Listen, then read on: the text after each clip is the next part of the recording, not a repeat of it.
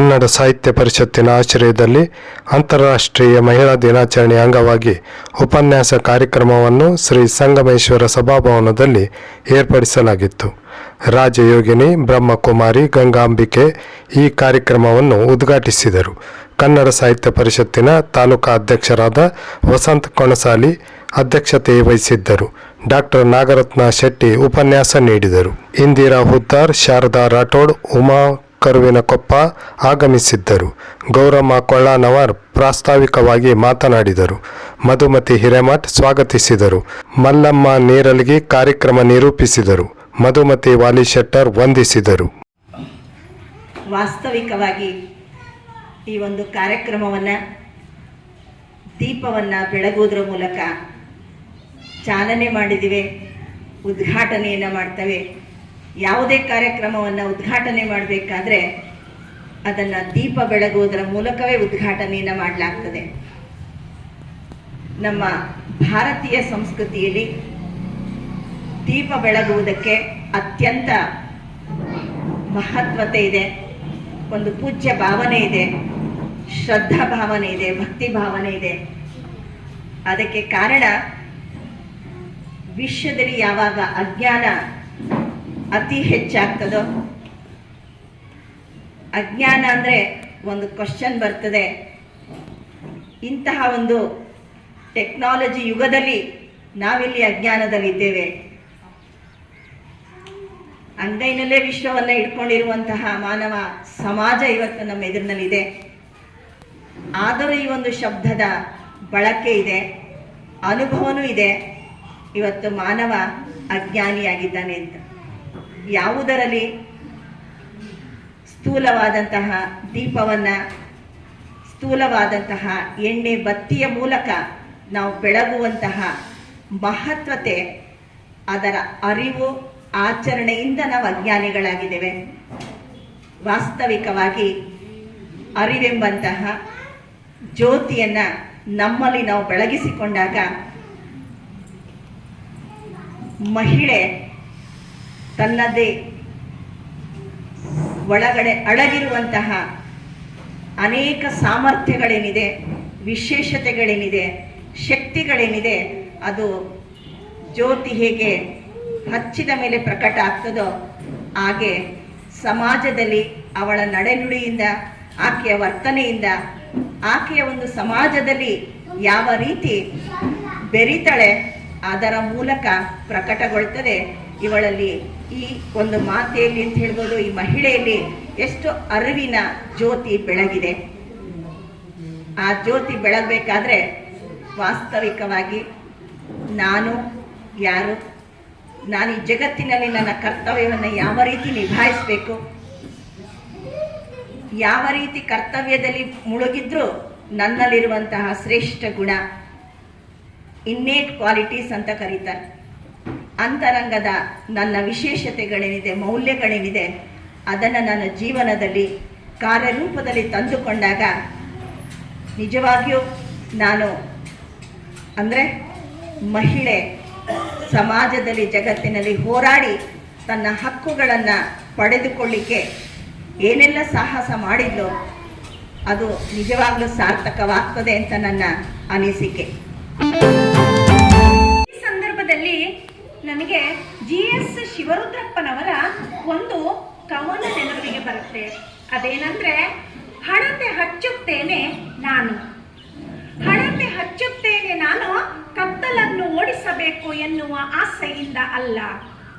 ಹಣತೆ ಹಚ್ಚುತ್ತೇನೆ ನಾನು, ಕತ್ತಲನ್ನು ಓಡಿಸಬೇಕು ಎನ್ನುವ ಆಸೆಯಿಂದ ಅಲ್ಲ. ಹಣತೆ ಹಚ್ಚುತ್ತೇನೆ ನಾನು, ಬೆಳಕನ್ನು ಕಾಣಬೇಕು ಎನ್ನುವ ಆಸೆಯಿಂದಲೂ ಅಲ್ಲ. ಹಣತೆ ಹಚ್ಚುತ್ತೇನೆ ನಾನು, ಬೆಳಕನ್ನು ಕಾಣಬೇಕು ಎನ್ನುವ ಆಸೆಯಿಂದಲೂ ಅಲ್ಲ.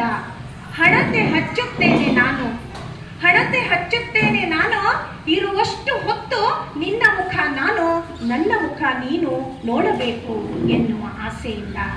ಅಂದ್ರೆ ಬದುಕಿರುವಷ್ಟು ಕಾಲ ಮನುಷ್ಯ ಸಂಬಂಧಗಳಿಗೆ ಬೆಲೆ ಕೊಟ್ಟು ಮಾನವೀಯ ಸಂಬಂಧದ ನೆಲೆಯಲ್ಲಿ ನಮ್ಮ ಸಂಬಂಧಗಳನ್ನು ಜೋಡಿಸುವಂತಹ ಪ್ರಯತ್ನ ಪ್ರತಿಯೊಬ್ಬ ಮನುಷ್ಯನಿಗೂ ಕೂಡ ಅವಶ್ಯಕ ಅನ್ನುವಂಥದ್ದನ್ನು ಈ ಸಂದರ್ಭದಲ್ಲಿ ಹೇಳಲಿಕ್ಕೆ ಇಷ್ಟಪಡ್ತೇನೆ.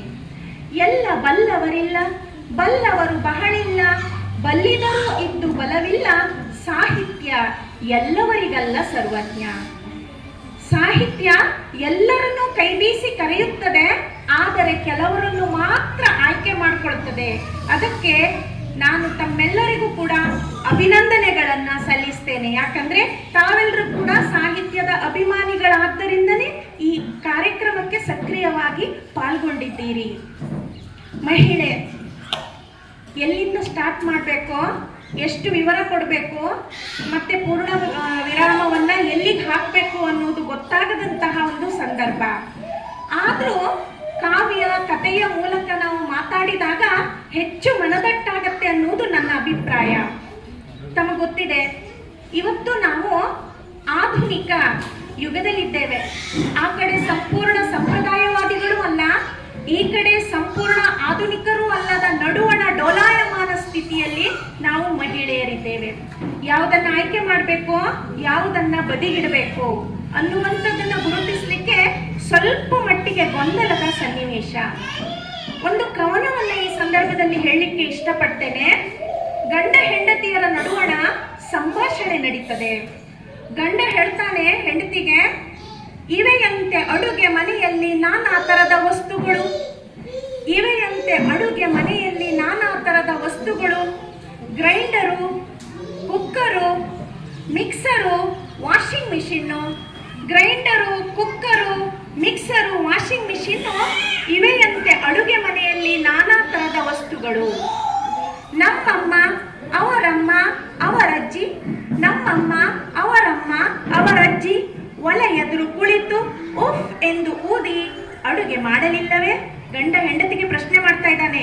ನಮ್ಮಮ್ಮ ಅವರಮ್ಮ ಅವರಜ್ಜಿ ಒಲೆ ಎದುರು ಕುಳಿತು ಉಫ್ ಎಂದು ಊದಿ ಅಡುಗೆ ಮಾಡಲಿಲ್ಲವೇ? ಮನೆ ಬೆಳಗಲಿಲ್ಲವೇ? ನಿನಗಿದೆಯೇ ಆ ಕಷ್ಟ? ನಿನಗಿಲ್ಲ. ಯಾಕಂದ್ರೆ grinder, cooker, mixer, washing machine ಇದೆ.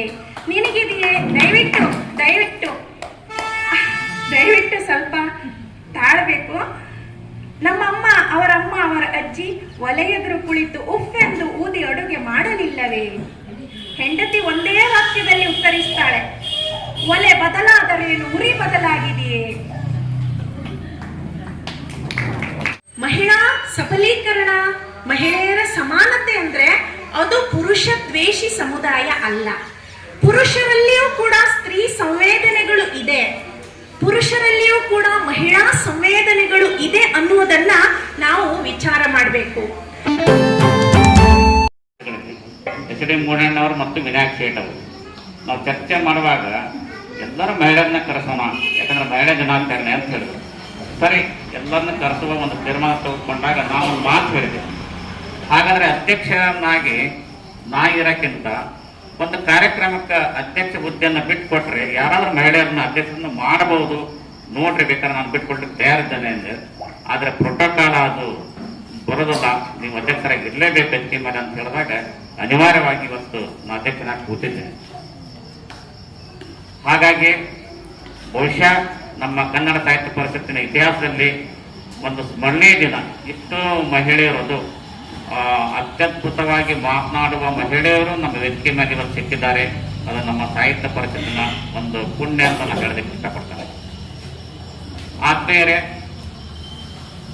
ಇವತ್ತು ನಮ್ಮ ರಾಜ್ಯದ 10 ಜಿಲ್ಲೆಗಳಲ್ಲಿ ಮಹಿಳೆಯರೇ ಆ ಜಿಲ್ಲಾಡಳಿತವನ್ನು ನಡೆಸ್ತಾ ಇರೋದು ತಮಗೆ ಗೊತ್ತಾಗಬೇಕು. 10 ಜಿಲ್ಲೆಗಳಲ್ಲಿ ಮಹಿಳೆಯರಿದ್ದಾರೆ. ಜಿಲ್ಲಾಧಿಕಾರಿಯಾಗಿ, ಜಿಲ್ಲಾ ಪಂಚಾಯತ್ ಸಿಇಒ ಅಧಿಕಾರಿಯಾಗಿ, SP ಆಗಿ, ಹೀಗೆ ವಿವಿಧ ದೊಡ್ಡ ಹುದ್ದೆಗಳಿದ್ದು 10 ಜಿಲ್ಲೆಗಳನ್ನ ಅವರು ನಿಭಾಯಿಸ್ತಾ ಇದ್ದಾರೆ. ಉದಾಹರಣೆಯಾಗಿ ನಮ್ಮ ಜಿಲ್ಲೆಯ ಜಿಲ್ಲಾಧಿಕಾರಿ ಗಂಗೂಬಾಯಿ ಮಾನ್ಕರ್. ಹೀಗಿದ್ದಾಗ ಮಹಿಳೆಯರು ಯಾವ ಕ್ಷೇತ್ರದಲ್ಲಿಯೂ ಹಿಂದೆ ಬಿದ್ದಿಲ್ಲ ಅಂತ ನಾನು ಹೇಳೋದಕ್ಕೆ ಇಷ್ಟಪಡ್ತಾ ಇದ್ದೇನೆ.